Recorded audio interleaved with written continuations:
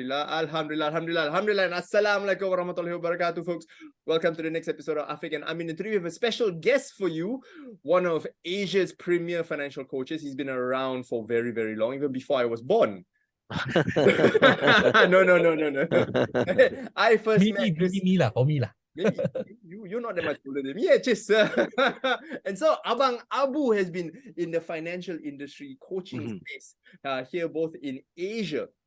In fact, he's been around for so long. He is a very, very recognizable face. And so he's helped lots and lots of us. And in fact, alhamdulillah, all three of us have been in the Muslim Coaches Association. And I take a lot of pride and joy in introducing and bringing on board Abang Abu. Abang Abu, all yours. Yes. All right. Tell me about yourself.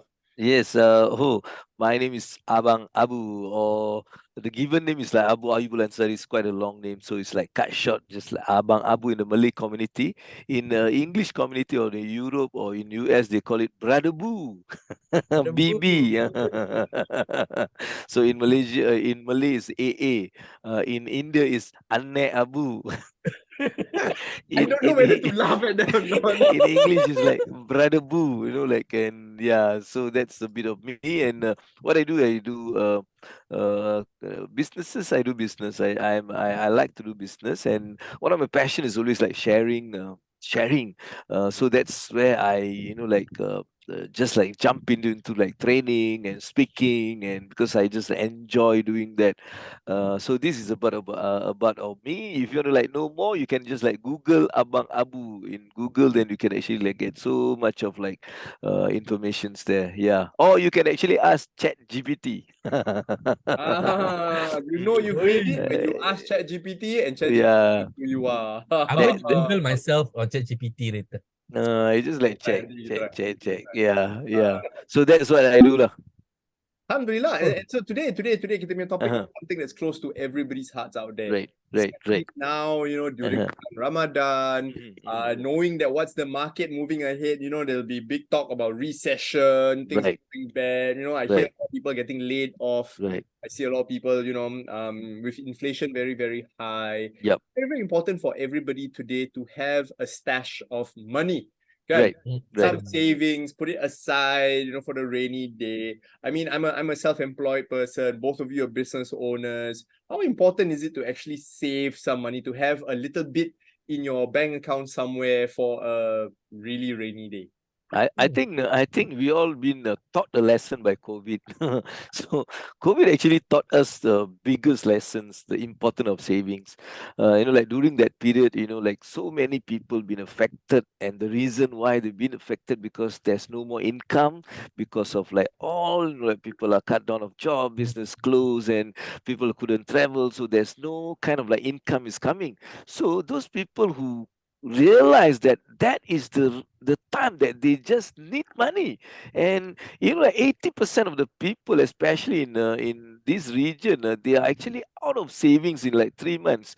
Just 3 months, all the savings are gone, and then how they're going to survive? And this is why we need to understand the importance of saving, no matter like in personal life or even business. When you look at business also, what happened during the COVID, it's like 80% of the businesses closed down. Why? Because of there's no cash for them to survive. There's no income, and so it shows that the importance of saving. And saving is like you need when things just happen, that's why they call it emergency, like you need to have. So I think saving is something that been taught very long time ago. If you look at our grandparents those days, they actually emphasize on savings, like good. But later on, when the changes in internet and people are going into like social medias, they have been bombarded with all those kind of like advertisement, like the lifestyles that is actually fake lifestyle, where people are being trapped into that, and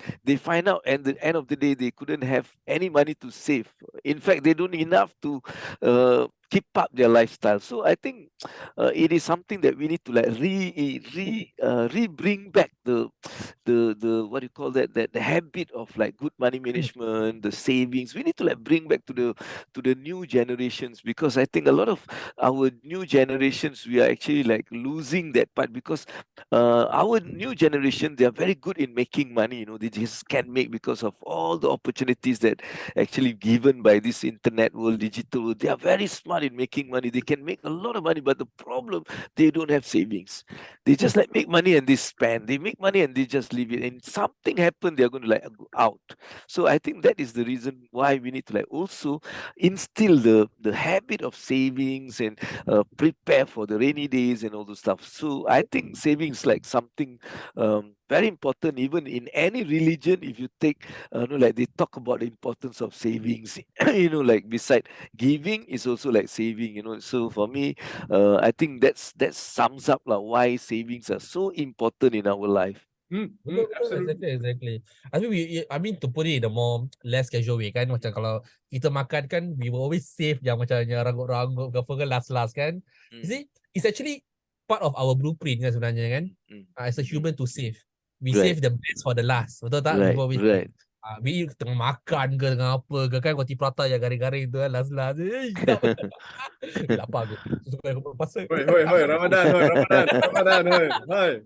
Of course, from a personal perspective, having a little bit, saved up, contingency fund, emergency fund, anything happen unexpected, you just need some short-term liquidity. Exactly. That absolutely right. Exactly. Betul. I think Yeah. for from what I see, from what I hear, right, I experience, people in Singapore and Malaysia kan sebenarnya dia asset rich tapi cash poor. Ya, diorang ada banyak tau property, barang-barang tu barang ni kan. Tapi when it comes to liquidity lah, Abang Abu said dengan what you said, real liquid money if you really need to use, mana? Tak ada. And that's scary actually.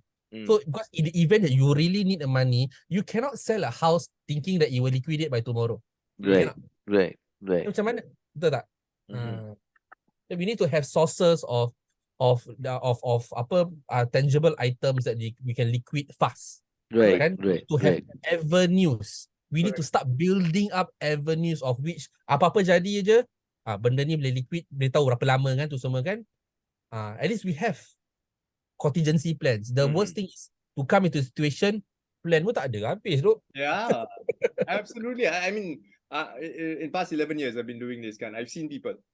Some people make the mistake of putting everything into investments. So 100% invest. Apa you invest? I beli property. Semua property. Kalau nak jual macam mana? Oh, tunggu 3 bulan. Mampu 3 bulan minimum. Right? 3 months minimum just to wait for the property to liquidate. Then there are those, who spread it out a bit better. They have property, they have bonds, they have stocks, they have mutual funds. And each of these, like what Amin said, it takes a different time to be able to liquidate each. Of course, the easiest is cash. Besok today you can withdraw straight with hope cash. So the question is how much cash to hold, right? How much? Personally, I advise my clients, you have about 6 months of living expenses, 6 to 12 months living expenses, about right. Abang Abu, any thoughts on that? Okay. When you look at, I always like go back to COVID lah, because COVID actually like changed the whole the way of that we're looking at things, and all those stuff. So if those days people talk about, hey, you need to have like 3 months savings, like for example, and then people thought, hey, 6 months savings. And actually there is a reason behind why this happened. When those days why they put 3 months, because if something happen, like they can actually like survive for 3 months and they can find something. Later on, they put 6 months because they find it's difficult to settle something. For example, you lose a job, so you don't have income. So normally it takes some 6 months to get another job, like a proper kind of like thing. So that's the reason they put that 6 months you need as a backup. Like while you are looking for job, like so that at least your family don't affected and everything. So and then but COVID changed all this. It says no, 6 months not enough lah, babe. 1 year also not enough. You need 2 years. Because suddenly come and state stay here for 2 years, and some people are struggling for 2 years, because once the COVID come in, they already like no income, and then they have to like struggle. So if and why 2 years? Another one that people don't really know. There's one hadith where Nabi have ever mentioned, when you travel or you leave your family and you want to like bermusafir. That means those days when they want to bermusafir, they have to live 2 years of like um like Expenses. 2 years of like things that the family can actually like feed. So that is one thing that come back in a real thing in today's world. So it's like people need 2 years of like savings for a comfortable kind of like say emergency or whatever. Like, but saying that you can't wait until 2 years that you may save and then you want to like start to invest and everything. No. So you need to like at least have like 6 months, 3 to 6 months, and then you can start to Slowly lah. also like invest. But you must know in your mind that hey, I have to like save up to 2 years. So whatever investment, the extra money that you got, you go back to your saving kind of like thing. Yeah. So for me, I think that is the clarity that I get during this COVID. So no more 6 months. It's like we must aim for 2 years. Yes, However, 3 6 months once we have, you can start to like look for things to quicken up the income or the flow. Uh-huh. Agree. I think we also need to understand kan macam orang-orang sekarang kan, we need to understand that the standard of living, is it something that we want or something that we need? We want 2 Right. years. Right. 2 years of having Mercedes kat sebelah sana, Porsche kat sebelah sini, hari-hari makan luar, all those kind of thing kan, is something that we also need to reflect, I feel. It's something which is also very important. You want to save? Yes. If you want to maintain that kind of lifestyle, then you have to do more. Because for some people, for their basic necessity, every month cakap lah 2,000. For another person who is of a higher standard of living, ada 2-3 kereta tu semua kan, more commitment here and there. Then their commitment cakap lah satu bulan 5,000, 6,000. Then that's why I think we also need to reflect on our own finances, our own family finances also kan, to really identify what is actually the things that is important, the things that we want, because this is emergency. In emergency, you will stop thinking about all the luxuries you have lah. Put it that way kan. So itu pun I find penting lah. So it's very important that we always understand that what we want and what we need are two very, very, very different. Correct. I think I agree on that lah. This is something very basic, but then people tend to never give it like macam the importance, like so, because it's different for different people. Some people, their need is, for some people is their wants, like so. So it's go back to you lah. You decide. What is one for you. What is so we can't also like blame people of having big cars, whatever, because for them it's like they might have the means, like for some people, but the problem is those who don't have, those can't afford even the tire, but they start to use the car. For example, we look at some people, they use Mampu pun tak boleh. dia mampu pun tak boleh beli, tapi dia nak pakai juga. Ada orang okay, dia memang like, because there's a portion in finance, like when you spend at least 10% of your income towards luxuries. And these are rich people. The rich people, they use that method. 10% they use for luxuries. They don't mind. Tutup mata That's spend. because for them, their 10% is 1 million. Or their 10% in 100,000, or their 10% is 500,000. So it's okay for them. But when you want to like compare yourself with the rich people, they say, hey, they spend so much, man. They are rich. They spend, yeah lah. Their 10% is 100,000. Your 10% is $150. So don't compare yourself. That's what I mean. Like, so you look at yourself, your income, and then you decide. So which is good for you. I think it's all again individual. That's why for me, sometimes people say about these debts. They say it's a financial problem. For me, it's not. It's not a financial problem at all. It is not like your own problem, your own problem.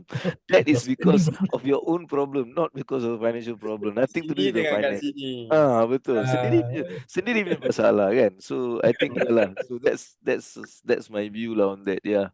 And that's the thing, right? If you're talking about all this, people always say, oh, money no enough lah, my job don't pay me enough lah. And of course, like you said, social media doesn't really help. Like, you think, oh, orang tu live mewah, I want like that. But your earning possibility is very low, but then you want to live like that. But here's the thing.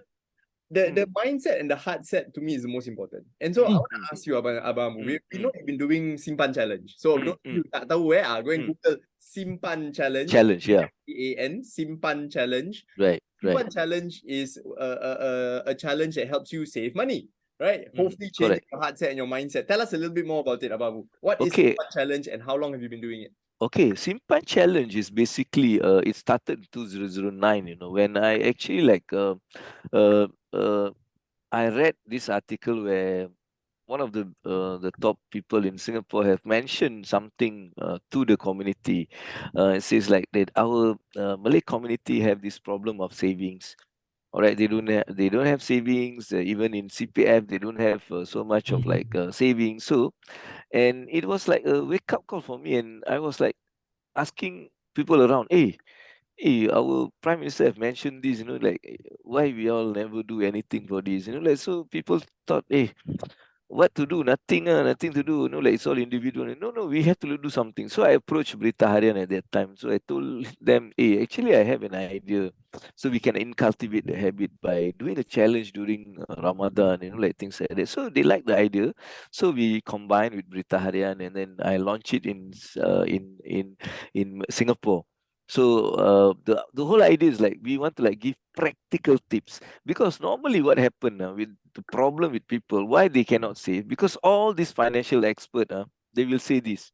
What they will say, okay, you save 10% from your income, all right, so that it's been a golden kind of like a rule for years and years, you know, like 10% of your income. But today the world changed.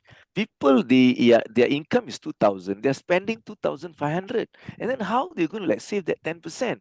So this already shut their whole thing, and they say the bullshit like these people and all those stuff. So they forget about saving, they just live a day to day life kind of like that, until one thing happen, they will buy like taken aback and all those stuff. So for me, I say, if you want to like teach people, it must be fun for people to save something from whatever. It's like it's pain, you know, because they already like, "Hello, I need to like spend," and then it's a pain. So people, when pain, they try to avoid to do the thing. So for me, I want to make it fun. It's a practical thing. So I give you practical tips. You do that. And why I can do this, because there is a moment in during my life I have no money, no savings at all. So I have an experience. I walk from not far from what do you call that? The Boki there. I walk back to Tanjung Pagar, my house, because I don't have money to take bus. I remember that time I was married, I got a kid. And then once I reach my home, then my wife asking for milk lah for my kid.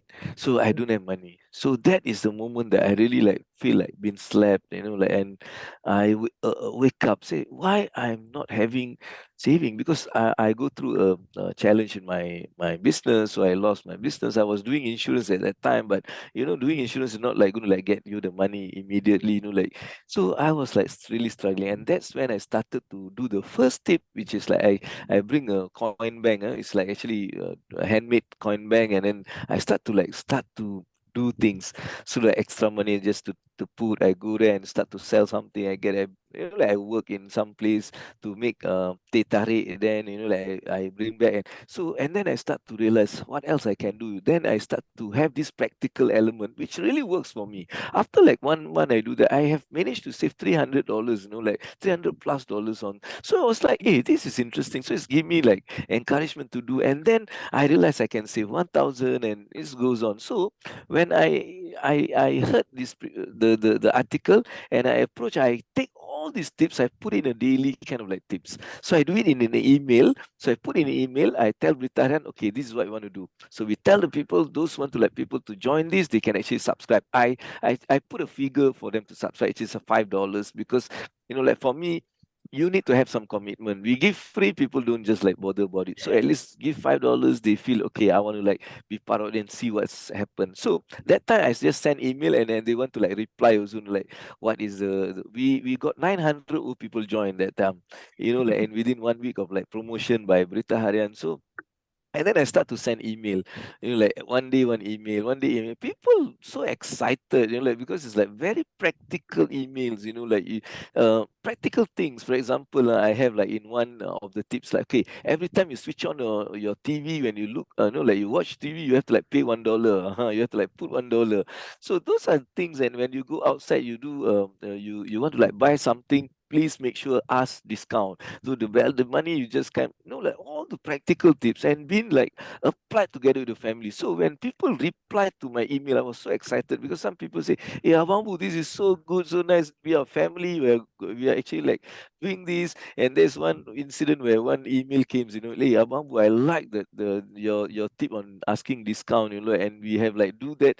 And like what? One day I went to drive to the petrol kiosk, and then I want to like pay, and you know what? My son, which is like 7 years old, remind me to ask discount. He say, "Hey, Abang Abu, ask discount."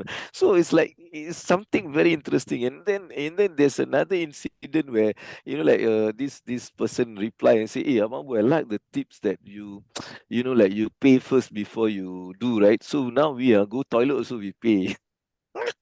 So, but what I'm trying to say, people start to react and still people to do, and they see the results. And then after the 30 days, Berita Harian go and interview some of those people, and they was like amazed with the results. Let's say we never been saving for so long, and now with this Simpan challenge, we are so excited. Our family have like saved this much, and then some show their things, like so it came out in Berita Harian. So it was like successful. So I continually doing that in the next years and next year until I went to Malaysia. Then we do in Malaysia in big way also. So I like go into TV and all those. So that's the idea why it started. And you'll be surprised when I say some people have managed to save until they can go Umrah. Some already like like have $40,000 of like savings just using this practical trip since like 4 or 5 years when they actually joined this in Panchayat, and they continue to do the whole thing. So I think like it's really works lah. So that's why it's like very exciting for me to do. And next year I'm planning to also have it in English. So like now currently I'm just like doing it in Malay. So next year I'm going to like do it in English. So we have like more reach lah. So basically that's how the Simpan challenge started, and it's like grown, and we have like more. I think so far we have done 50,000-60,000 kind of like books been also sold. Like we already sold the book because there's one book called Simpan Challenge book where I put all these 30 tips in that book. So people who like don't like to wait, they buy this book and they start to like do. So that is Simpan Challenge lah. And 2 years ago I do in the digital way also. We using wallet, so people just like save and transfer into their wallet, and then like things like so that year we target all the millennials, the youngsters. So I do it with Bank Negara Malaysia, like, and so that is like Simpan challenge. So that's why I'm just keeping doing. In Singapore is like new thing when I come back after like 10 years, like away. So I just like start to like promote, and yeah, just keep in doing it. It's good so far. We have like 700 of people actually join that Simpan challenge. My target is 1,000 lah. So I'm still promoting because we have until Ramadan 30 to do the campaign, so that until Ramadan 30 we'll be campaigning so that people can join. So those who are interested, they can go and see www.simpanchallenge.com, and you have every details there. They just can go and click, and then they just enter the program. So once you enter today, you'll get the first email. So you'll continue for the next 30 days. So that's how it's been like done. Yeah, that's a bit about Simpan Challenge. That's fantastic. Yes. That is Betul, fantastic. So, betul. folks, everybody who's watching, if you really need to, get a handle on your life, and really, Simpan Challenge is just to get to your first $1,000 in savings. Yes, right. Your Exactly. first 1,000. right. $1,000, right? And a lot of us, let's be frank, let's be frank. Between the three of us, is $1,000 a lot of money? Mm.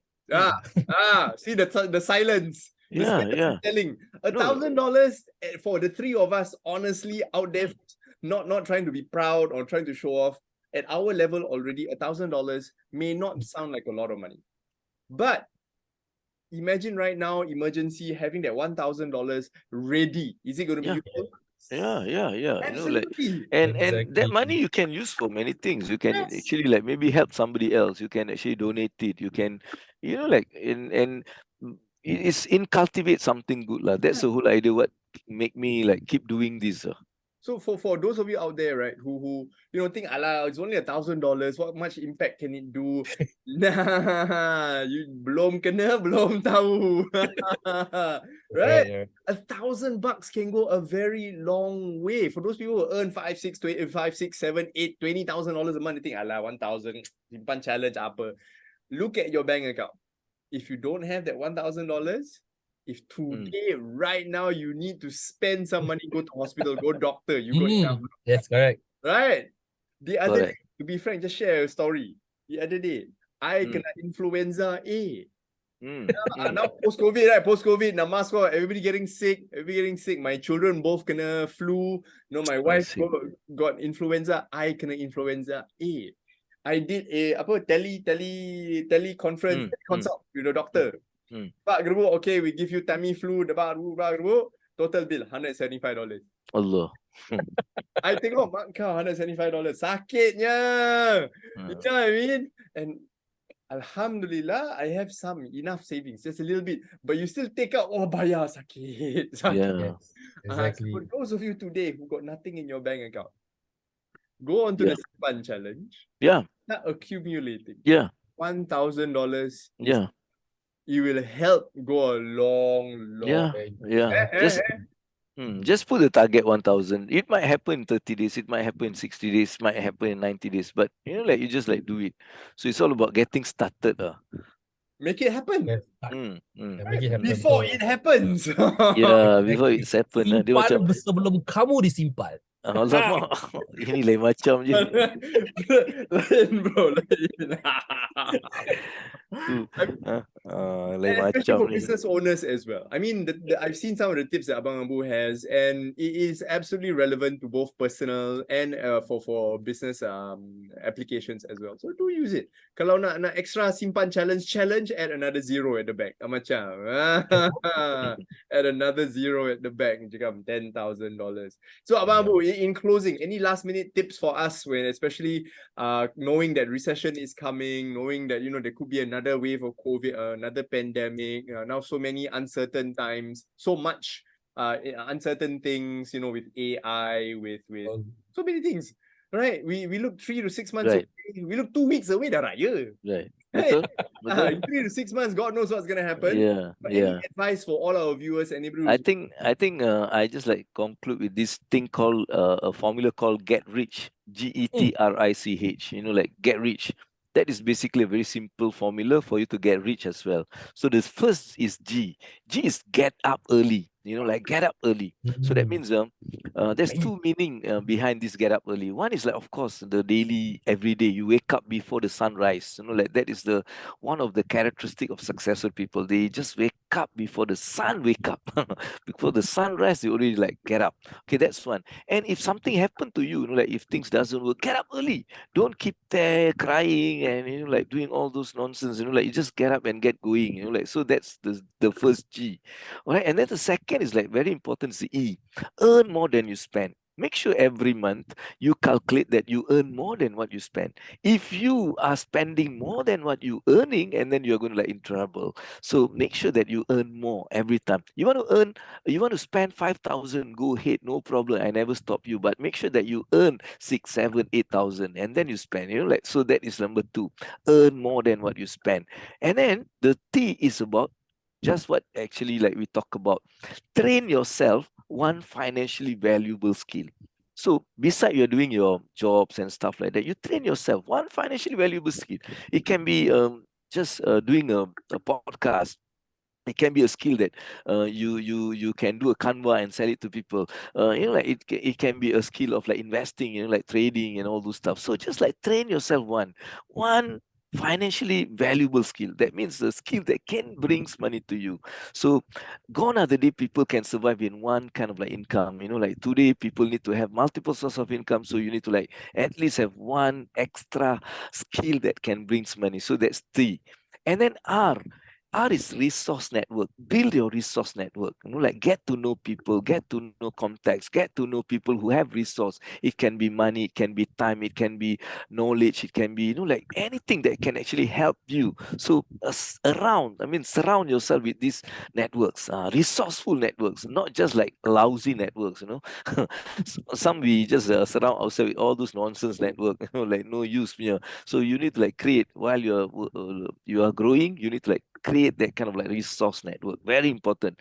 And then I is about invest. Like you have to start invest. You cannot tell I don't have money, I don't have that. No, you have to start to invest. You can start to invest with dollar cost average. Just put something every month for, so like it can be anything that you can actually like get started off. At least you are investing some of your income for the future. Like that's something. So get start.